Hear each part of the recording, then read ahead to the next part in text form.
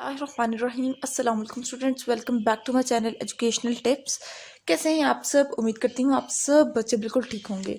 तो स्टूडेंट्स, आज मैं आपके साथ शेयर करने जा रही हूँ unit number 2 water sources management. इसके लेक्चर में आपके साथ शेयर कर रही थी और आज आपके साथ शेयर करूँगी पेज नंबर 24 और पेज नंबर 25। आप सब बच्चे अपना पेज नंबर 24 और पेज नंबर 25 ओपन कर लीजिए।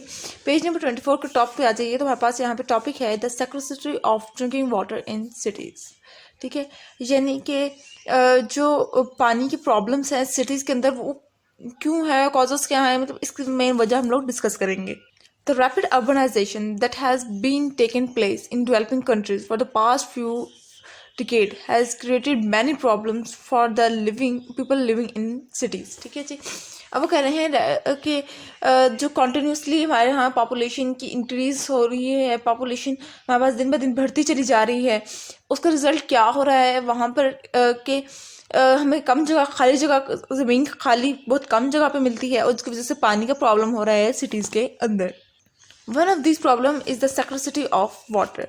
अब इन मतलब सिटीज़ के अंदर काफ़ी ज़्यादा प्रॉब्लम्स तो आ रहे हैं रैपिड पॉपुलेशन इंक्रीजिंग की वजह से, लेकिन उनमें से एक प्रॉब्लम क्या है? पानी की कमी होना।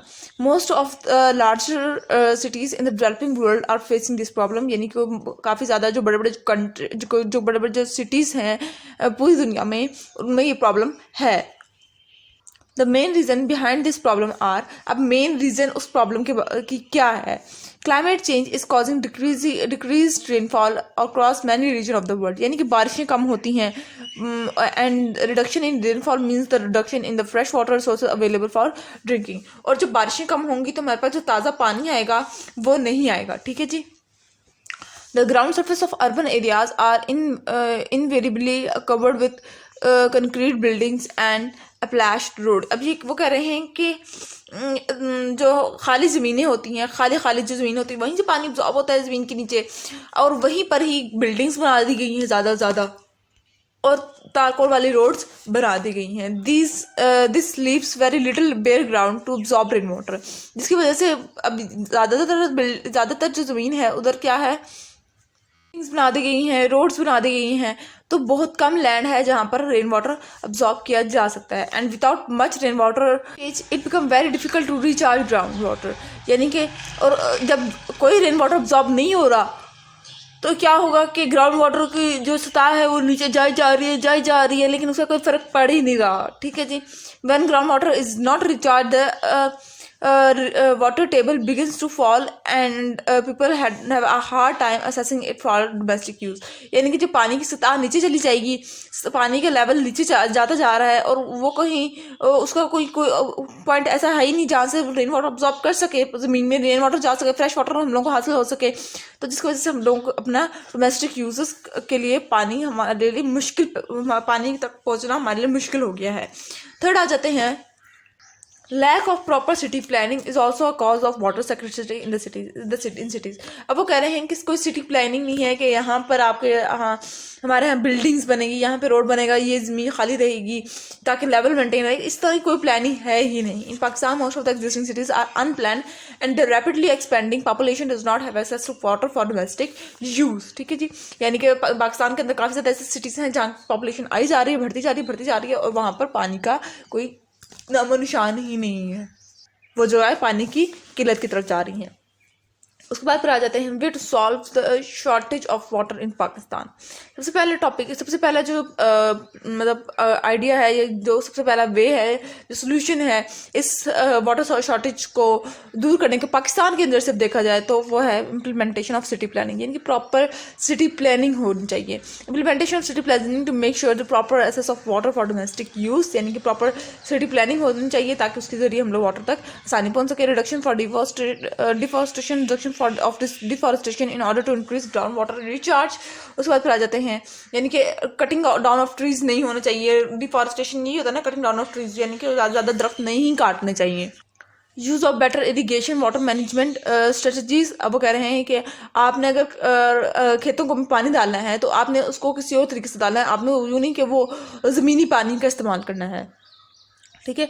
Use of better irrigation water management strategies to make good and efficient use of water for agriculture purposes, यानी कि खेती बाड़ी के काम में जो पानी इस्तेमाल होता है उसको आप लोगों ने एक वेल ऑर्गेनाइज तरीके से वो पानी इस्तेमाल करना है। Ensure equitable water distribution between the agriculture and domestic use, यानी कि एग्रीकल्चर के पर्पज के लिए जो पानी यूज हो रहा है डोमेस्टिक सेक्टर्स के लिए, मतलब जो हमारे आम रूटीन के लिए पानी इस्तेमाल हो रहा है, दोनों में एक लेवल मेंटेन होना चाहिए। ऐसा ना हो कि एग्रीकल्चर के पर्पज में पानी ज़्यादा दिया जा रहा हो और डोमेस्टिक यूज़ के लिए कम पानी हो। ठीक है जी। Treatment of urban sewage water to convert it into water fit for human consumption. ठीक है जी। उसके बाद फिर नेक्स्ट पेज पे आ जाइए, तो हमारे पास यहाँ पे नेक्स्ट टॉपिक है टाइप्स ऑफ प्रिसिपिटेशन। अब यानी कि प्रिसिपिटेशन यानी कि आप कहते हैं हमारे यहाँ किस तरह की आबोहवा या हम लोगों को किस तरह से वाटर ड्रॉपलेट्स मिल सकते हैं। Precipitation refers to all form of the water that fall from the cloud. अब प्रिसिपिटेशन यहाँ पर क्या कह रहे हैं, वो कह रहे हैं प्रिसिपिटेशन उन तमाम तरह के तमाम तरह के पानी होगा जो कि हमारे पास क्लाउड से आ रहा है। There are different processes that lift moist air upward from cloud, और इसी तरह से डिफरेंट पर्पसेस हैं, डिफरेंट मेथड्स हैं जो कि हमारे यहाँ फिर वो वाटर क्लाउड्स में जाकर बनता है। ठीक है जी। मतलब क्लाउड्स मतलब जहाँ से इवेपोरेट होकर क्लाउड बनते हैं, वो भी डिफरेंट प्रोसेसेस हैं, डिफरेंट मेथड्स हैं। Consequently different type of cloud form at a different altitude, और मुख्तलिफ तरह के क्लाउड्स बनाए जाते हैं, बादल बनते हैं डिफरेंट हाइट के ऊपर। This cloud produce diverse form of precipitation, और ये क्लाउड फिर मुख्तलिफ तरह के प्रिसिपिटेशन कॉज करते हैं। उनमें से पहले आ जाते हैं ड्रिजल यानी धुंध को कहते हैं, इन शॉर्ट धुंध होती है वो। It is a liquid form of precipitation consist of very small droplet of water. Approximately droplet size of a drizzle is less than 0.5 nanometer, यानी कि ये बहुत छोटे छोटे ज़रे होते हैं जो हम लोग कहते हैं धुंधे पड़ रही हैं, धुंध हो रही है। ठीक है। वो इस धुंध के अंदर क्या होता है, छोटे छोटे पानी के ड्रॉपलेट्स होते हैं, छोटे छोटे। ठीक है। और उसका साइज क्या होता है, 0.5 मिलीमीटर। उसके बाद फिर आ जाते हैं रेनफॉल, यानी कि बारिश। Rainfall is the most common form of precipitation. It consist of drops of water, liquid water. Approximately droplet size of the rain is 0.5 to 5 millimetre. ठीक है। ये यानी कि एक बारिश के कतरे का साइज क्या होता है, 0.5 to 5 मिलीमीटर। उसके बाद फिर आ जाते हैं स्नो, यानी कि बर्फबारी जो कहते हैं। Snow is a solid form of precipitation such as ice crystal, small pellets और फ्लेक्स। ठीक है जी। स्नो का तो आपको पता ही है कि क्या होती है, बर्फबारी होती है। ठीक है। जहाँ पे बर्फ गिरती है। स्लिट क्या होता है, slit when the precipitation is in the form of a mixture of rain and snow, यानी कि बारिश भी हो रही है और बर्फबारी भी पड़ी है, तो उसको क्या कहते हैं हम लोग स्लिट कहते हैं। हेल क्या होती है, this is a solid form of precipitation, ये सॉलिड फॉर्म ऑफ होती है। It consist of hard round plate और इरेगुलर लैम्प्स ऑफ आइस, यानी कि ये भी एक आइस की तरह की होती है, जहाँ बर्फबारी पड़ती है उसी तरह की होती है, लेकिन इसकी जो शेप होती है ना, ये जो बर्फ गिर रही होती है उसकी वो इरेगुलर शेप की होती है। ठीक है। Hailstone are usually composed of regular concentrated layer of ice. ठीक है जी। उसके बाद फिर आ जाते हैं विरजा। विरजा क्या होता है, Viraja is a form of precipitation that evaporate before reaching the surface. Viraja form only a streak of rain, ये होता है विरजा। ठीक है जी। तो ये था आज का लेक्चर। आई होप सो आपको समझ आ गया होगा। अगर आज का लेक्चर आप सबको समझ आ गया है तो मेरे चैनल को सब्सक्राइब कर दीजिएगा, वीडियोस को लाइक कर दीजिएगा, और साथ साथ बेल आइकन को प्रेस करना मत भूलिएगा, इससे मेरी आने वाली हर लेटेस्ट अपडेट सबसे पहले आप तक पहुंचेगी। मिलती हूँ किसी और वीडियो में। दुआ में याद रखिएगा, अपना ख्याल रखिएगा। अल्लाह हाफ़िज़।